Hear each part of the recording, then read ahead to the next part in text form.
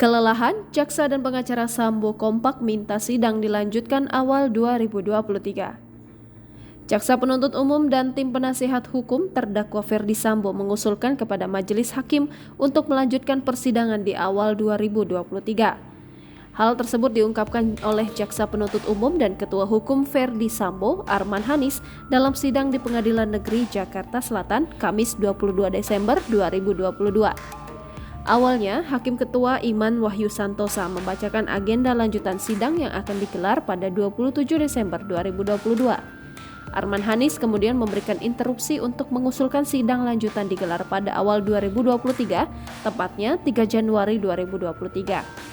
Kemudian jaksa mengatakan mereka sudah kelelahan menjalani sidang yang terus-menerus menyita perhatian. Satu persatu dari jaksa penuntut umum juga disebut harus suntik vitamin untuk menjaga kesehatan mereka.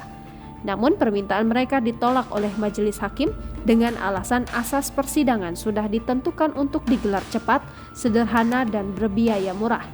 Diketahui sidang kasus pembunuhan Brigadir J sudah berjalan selama 10 pekan terhitung dari tanggal 18 Oktober 2022.